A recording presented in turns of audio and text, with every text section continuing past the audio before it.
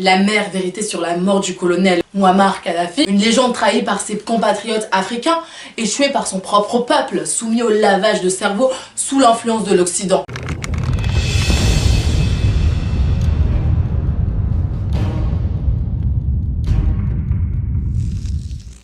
La Libye était le pays le plus pauvre du monde en 1951. Kadhafi, on a fait le pays le plus développé du continent africain avec des réserves de change de 150 milliards de dollars et une dette nulle. Sous Kadhafi, la Libye avait l'une des devises les plus fortes au monde et les Libyens avaient des prêts sans intérêt. Un dinar libyen par exemple équivalait à 0,82 et quelques centimes de dollars en 2011. Kadhafi voulait donner à tous les pays africains le dinar pour renforcer leur économie. Il avait également plus de 150 tonnes d'or et une quantité similaire en argent qu'il voulait distribuer à travers l'Afrique pour être utilisé dans le commerce. Il avait même l'intention d'introduire le gold dinar à utiliser dans toute l'Afrique. C'est alors que l'Occident est venu le chercher. Kadhafi a été tué parce qu'il est en train d'unir l'Afrique à travers une banque, une monnaie, une économie et une armée. Cela signifierait que nous échangerons nos ressources entre nous et que des endroits comme l'Europe s'effondreraient en une semaine. Des endroits comme l'Amérique s'effondreraient en une semaine. Parce que bien qu'ils soient puissants économiquement, ils ont très peu de ressources propres de chez eux. Leur argent perdrait de la valeur du jour au lendemain. L'Afrique serait le continent le plus puissant car l'Afrique possède toutes les ressources qui rendent l'Amérique grande. Sont ici en Afrique. Toutes les ressources qui font que la Grande-Bretagne s'appelle la Grande-Bretagne sont ici en Afrique. Par exemple, je vais vous montrer un exemple à quel point le franc CFA c'est une monnaie frauduleuse. C'est de l'arnaque cette monnaie qui est utilisée dans certains pays africains. J'espère vraiment qu'un jour... 1er janvier 1999, 1 euro égale 656 francs CFA. Ce taux de change est fixe. Quand l'euro monte, le CFA monte. Quand la monnaie de l'Union européenne baisse, le franc CFA baisse. Les pays de la zone franc n'ont donc pas la possibilité de dévaluer leur monnaie, ce qui les rend moins compétitifs à l'export. C'est pourquoi ses opposants y voient une limite à la souveraineté nationale, la monnaie étant l'un des moyens de la politique économique des États. La population la plus jeune de la planète est ici en Afrique. Pourtant, avec tous ces jeunes esprits, avec toutes ces ressources, nous luttons toujours pour nous développer car l'Afrique n'a absolument aucun leadership. Les gens actuels que vous appelez présidents, ministres et tous ces autres, des noms fantaisistes, sont là pour gérer le pays au nom des gouvernements occidentaux. Rien ici n'est destiné à vous profiter. Votre or est transporté en Europe, vos diamants, votre huile, vos ressources, tout ce que vous avez profité aux économies étrangères. Si l'Afrique n'existait pas, il n'y aurait pas d'États-Unis, ni de Royaume-Uni. Les Noirs emmenés en Amérique, alors que les esclaves ont construit l'Amérique gratuitement. Si l'Afrique n'existait pas, tous ces soi-disant familles royales seraient des gens ordinaires.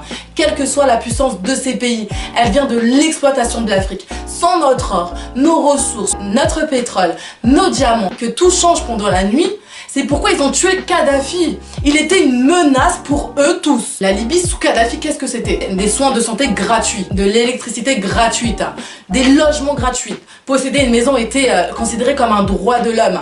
De la médecine gratuite, de l'éducation gratuite dans le pays, y compris pour tous les étudiants libyens qui étudiaient à l'étranger.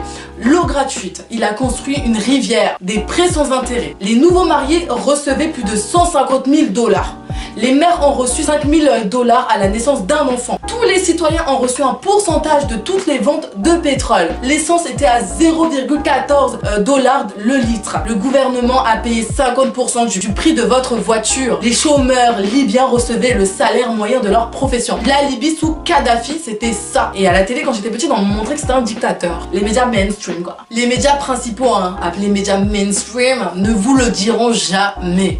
Les médias sont l'entité la plus puissante sur Terre. Ils ont le pouvoir de rendre l'innocent coupable et de rendre le coupable innocent. Et c'est ça le pouvoir, parce qu'ils contrôlent l'esprit des masses. L'Afrique doit créer ses propres médias. Celui qui contrôle vos informations contrôle votre esprit.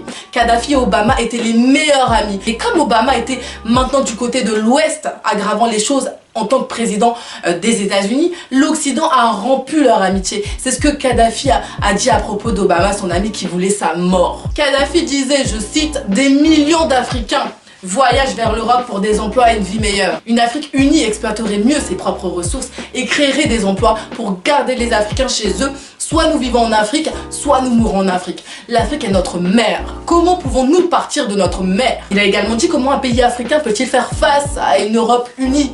Négocier avec un grand USA, Japon ou Chine. Si nous avons des États-Unis d'Afrique, alors l'Afrique peut être sur un pied d'égalité et négocier avec eux.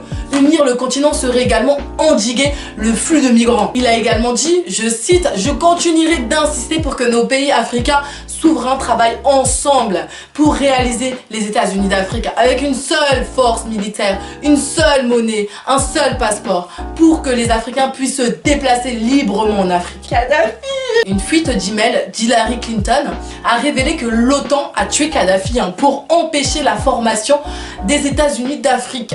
Sur les 3000 emails publiés par le serveur de messagerie privée d'Hillary Clinton, fin décembre 2015, environ un tiers provenait de son proche confident Sidney Blumenthal. L'un de ces courriers daté du 2 avril 2011 disait en partie « Le gouvernement de Kadhafi détient 143 tonnes d'or et une quantité similaire en argent. Cet or a été accumulé avant la rébellion actuelle et était destiné à être utilisé pour établir une monnaie panafricaine basée sur le dinar libyen doré. Ce plan a été conçu pour fournir aux pays africains francophones une alternative au franc français CFA. CFA. Dans un commentaire source, l'email déclassifié d'origine a ajouté « Selon des personnes bien informées, cette quantité d'or et d'argent est évaluée à plus de 7 milliards de dollars. Les officiers du renseignement français ont découvert ce plan peu après le début de la rébellion actuelle et ce fut l'un des facteurs qui ont influencé la décision du président Nicolas Sarkozy d'engager la France dans les attaques contre la Libye. » Nicolas Sarkozy en sueur. Selon ces personnes, les plans de Sarkozy sont motivés par les problèmes suivants. Je vais tous vous les énoncer. Alors, premièrement, un désir de gagner une grande part de la production pétrolière libyenne. Deuxième point, augmenter l'influence française en Afrique du Nord. Troisième point, améliorer sa situation politique intérieure en France.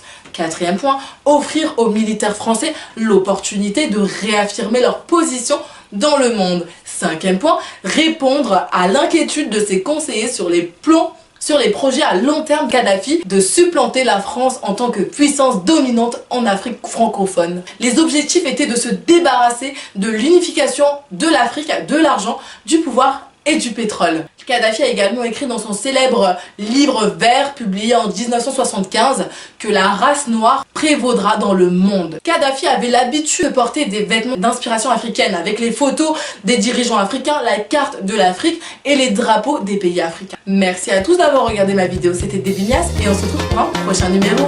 Merci!